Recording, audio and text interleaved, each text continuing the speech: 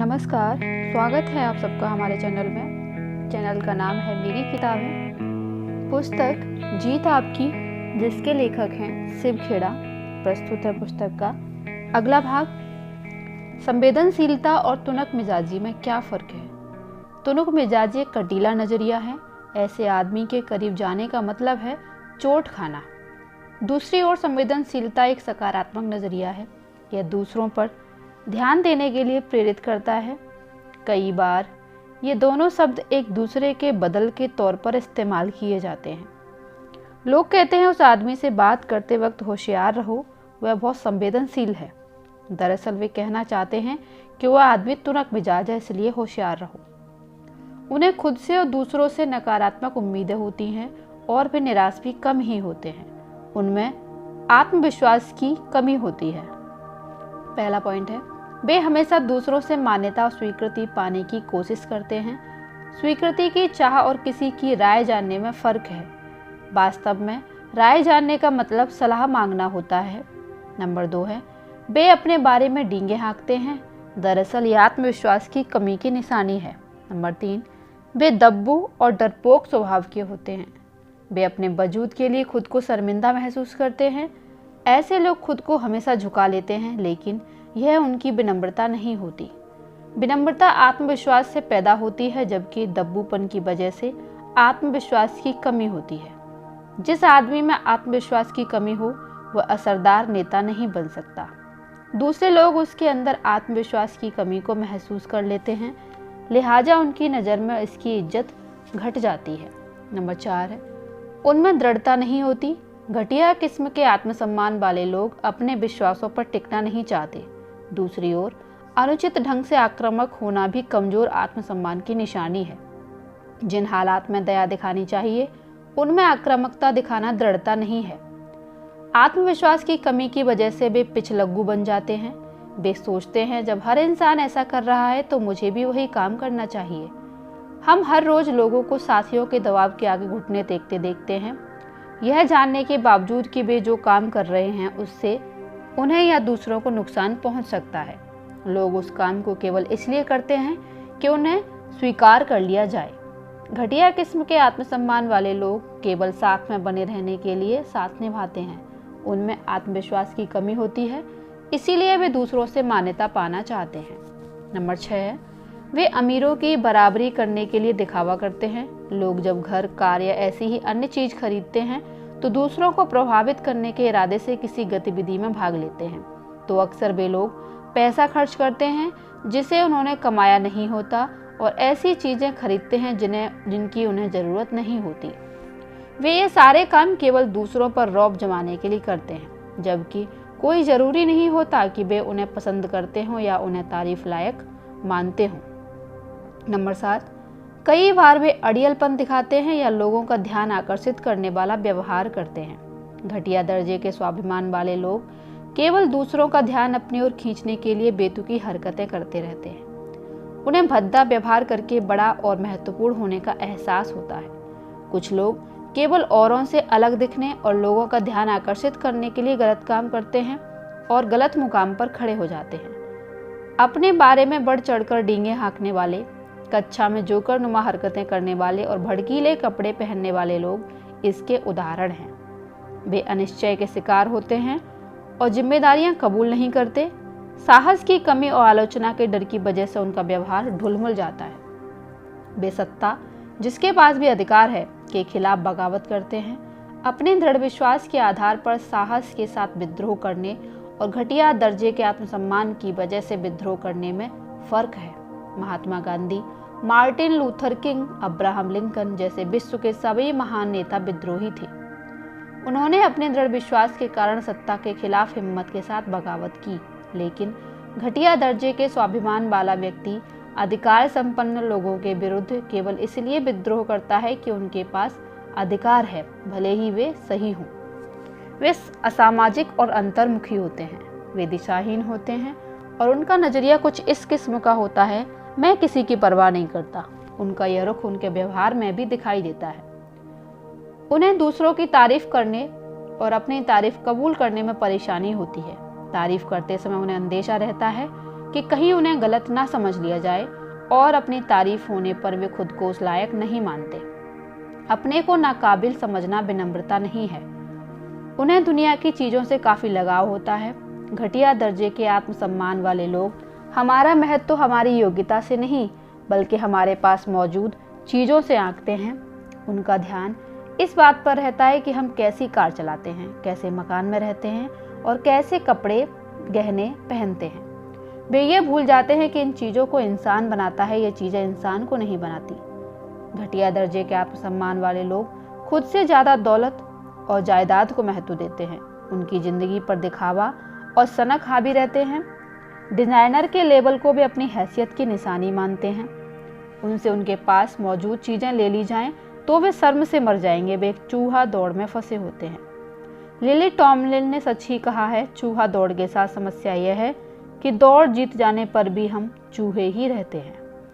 उन्हें खुद पर गर्व नहीं होता, वे असभ्य होते हैं। वे केवल लेते हैं, कुछ देते नहीं हैं। घटिया दर्जे का आत्मसम्मान अतिवादी व्यवहार को जन्म देता है। कई बार ऊंचे दर्जे के आत्मसम्मान वाला व्यक्ति भी घटिया दर्जे के आत्मसम्मान वाले आदमी जैसा ही व्यवहार कर सकता है, लेकिन उसकी वजह अलग होती है। वह अकेला रह सकता है क्योंकि उसे एकांत पसंद होता है, जबकि घटिया दर्जे के आत्मसम्मान वाला इंसान इसलिए अकेला रहता है कि वह लोगों की सोहबत में परेशानी महसूस करता है। ऊंचे दर्जे के आत्मसम्मान और घटिया दर्जे के आत्मसम्मान वाले लोगों के लक्षणों की तुलना। ऊंचे दर्जे के आत्मसम्मान वाले लोग एक तरफ है, घटिया दर्जे के आत्मसम्मान वाले लोग विचारों के बारे में बात करते हैं और लोगों के बारे में बात करते हैं, दूसरों की परवाह करते हैं, दूसरों की आलोचना करते हैं। विनम्र, घमंडी, संता का सम्मान, सत्ता से विद्रोह, दृढ़ विश्वास भरा साहस होता है, साथ में रहने के लिए साथ निभाते हैं। आत्मविश्वासी, उधर भ्रमित, चरित्र की चिंता करते हैं, उधर प्रसिद्धि की चिंता करते हैं। दृढ़, आक्रामक, जिम्मेदारी कबूल करते हैं और ये पूरी दुनिया पर इल्जाम लगाते हैं। हितों की चिंता करते हैं और ये स्वार्थी होते हैं। आशावादी, निराशावादी, दूसरों की जरूरत समझते हैं, लालची होते हैं। सीखने की इच्छा रखते हैं और ये समझते हैं कि वे सब कुछ जानते हैं। संवेदनशील, तुनक मिजाज, एकांत प्रिय होते हैं, अकेलापन चाहते हैं। बहस करते हैं, वो विवाद करते हैं। अपनी काबिलियत में विश्वास रखते हैं, केवल दौलत जायदाद को महत्व देते हैं। सही दिशा जानते हैं, भटकाव के शिकार होते हैं। अनुशासित होते हैं, आज़ादी की गलत धारणा। आत्म प्रेरित होते हैं, बाहर से प्रेरित होते हैं। दूसरों को सम्मान देते हैं, दूसरों को नीचा मानते हैं। सलीका पसंद होते हैं, ये भद्दगी पसंद होते हैं। हद जानते हैं, इनके लिए सब जायज होता है। देते हैं और वे केवल लेते हैं। इस सूची का मकसद आत्म मूल्यांकन के लिए एक आधार देना है, न कि किसी के मन में अपराध बोध पैदा करना है। कोई जरूरी नहीं कि हम में ऊंचे दर्जे के आत्मसम्मान के सभी लक्षण मौजूद हों। हम में इनमें से कुछ विशेषताएं ज़्यादा या कम मात्रा में मौजूद हो सकती हैं। अगर हमें अपना लक्ष्य मालूम है तो हम खुद में सुधार लाने की कोशिश कर सकते हैं। मुखौटा क्यों लगाएं? घटिया दर्जे के आत्मसम्मान वाले एक अधिकारी को तरक्की दी गई, लेकिन वह खुद को अपने नए ओहदे के मुताबिक ढाल नहीं पा रहा था। एक दिन वह अपने दफ्तर में बैठा था, तभी किसी ने दरवाजा खटखटाया। अपनी व्यस्तता और महत्व दिखाने के लिए उसने फ़ोन उठा लिया और दरवाजा खटखटाने वाले से अंदर आने के लिए कहा। वह आदमी अंदर आकर इंतजार करता रहा और उस दौरान वह अधिकारी सिर हिला हिलाकर फ़ोन पर बात करता रहा। बीच बीच में वह कहता जा रहा था, चिंता की कोई बात नहीं, मैं संभाल लूँगा। कुछ मिनट के बाद उसने फ़ोन रखकर इंतजार कर रहे आदमी से आने की वजह पूछी। उस आदमी ने जवाब दिया, सर मैं आपका फ़ोन कनेक्ट करने आया हूँ। संदेश क्या है? दिखावा क्यों करें? हम क्या साबित करना चाहते हैं? हम क्या हासिल करना चाहते हैं? हमें झूठ बोलने की ज़रूरत क्यों महसूस होती है? हम झूठे महत्व का एहसास क्यों करना चाहते हैं? इस तरह का व्यवहार असुरक्षा और घटिया दर्जे के आत्मसम्मान से जन्म लेता है। दिखावा क्यों करें? हमारा चरित्र उन सारी बातों से आंका जाता है जिन्हें हम करते या नहीं करते हैं, पसंद करते या नापसंद करते हैं। हमारे चरित्र का पता इन बातों से लगता है। हम जैसे लोगों के साथ रहते हैं या जैसे लोगों की सोहबत से बचते हैं। हम दूसरे लोगों, खास तौर पर अपने मातहतों, बुजुर्गों और अपाहिजों के साथ कैसा व्यवहार करते हैं। हम कैसी किताबें, फिल्में और संगीत पसंद करते हैं।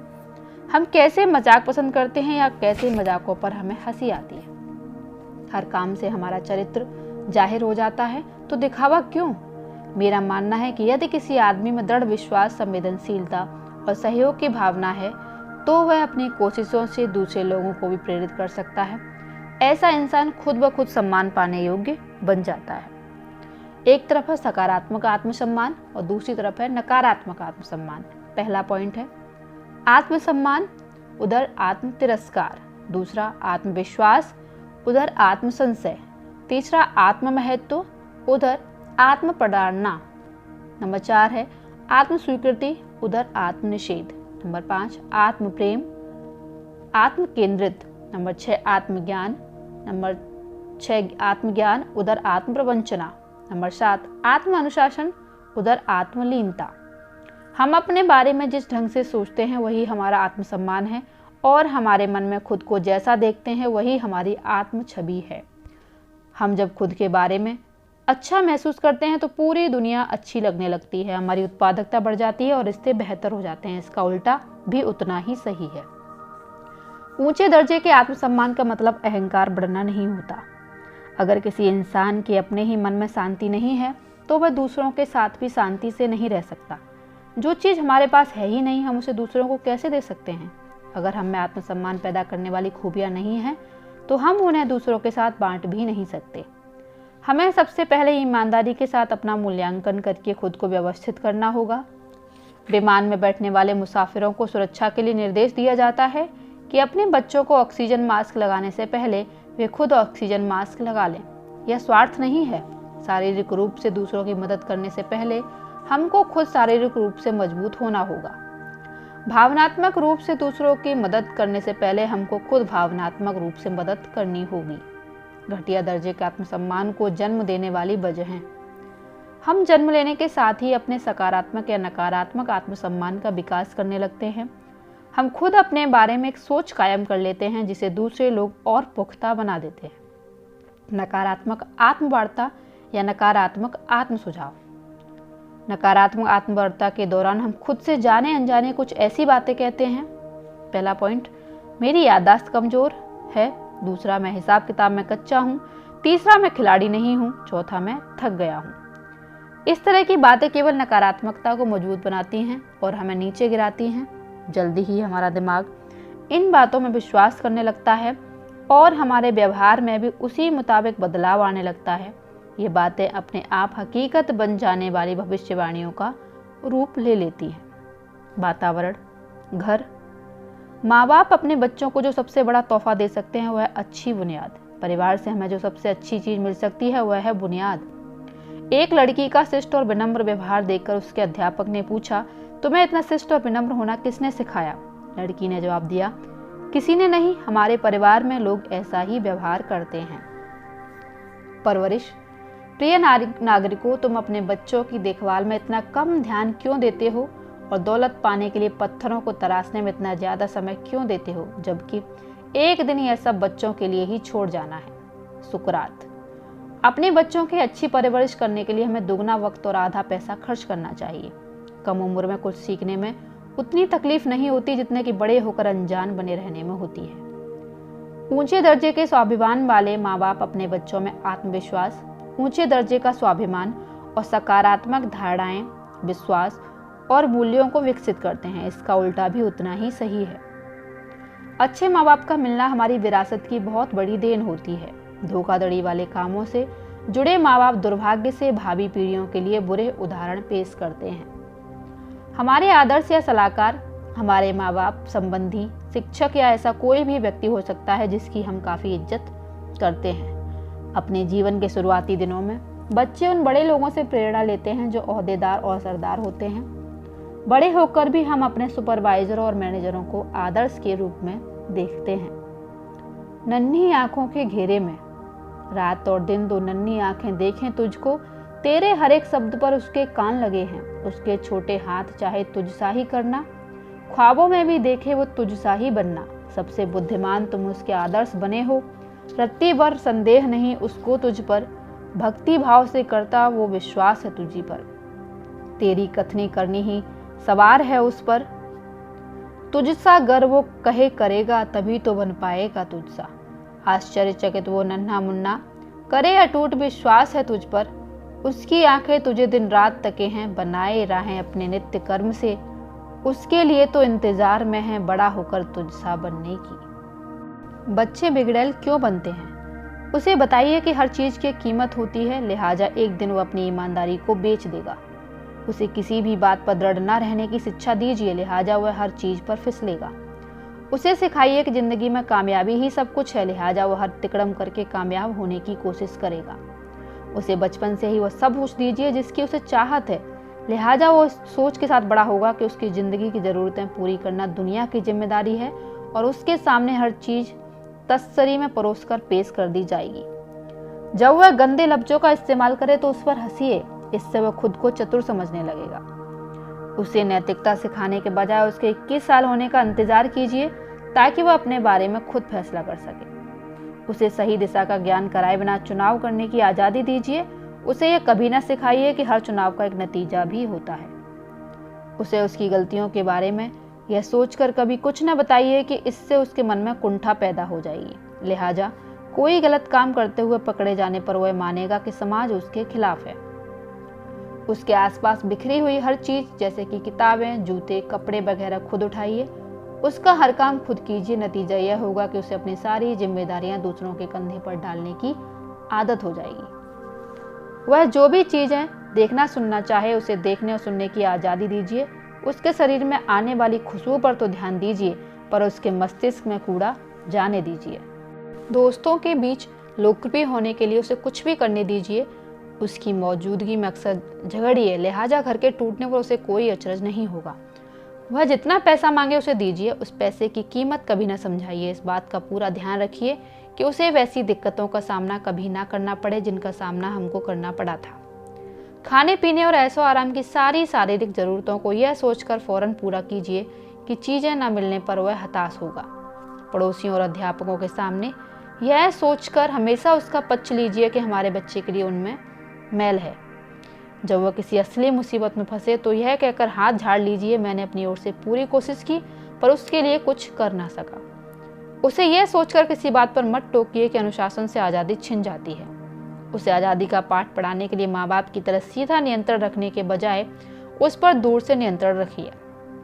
बच्चे वही सीखते हैं जो जीते हैं। अगर बच्चा आलोचना के माहौल में रहता है तो वह निंदा करना सीखता है। अगर बच्चा प्रशंसा के माहौल में रहता है तो तारीफ करना सीखता है। अगर बच्चा लड़ने के माहौल में रहता है तो झगड़ना सीखता है। अगर बच्चा सहनशीलता के माहौल में रहता है तो धैर्य सीखता है। अगर बच्चा बेहूदे और खिल्ली उड़ाने वाले माहौल में रहता है तो वह संकोच करना सीखता है। अगर बच्चा प्रोत्साहन वाले माहौल में रहता है तो आत्मविश्वास सीखता है। अगर बच्चा शर्मिंदगी के माहौल में रहता है तो खुद को दोषी मानना सीखता है। अगर बच्चा समर्थन करने वाले माहौल में रहता है तो वह खुद को पसंद करना सीखता है।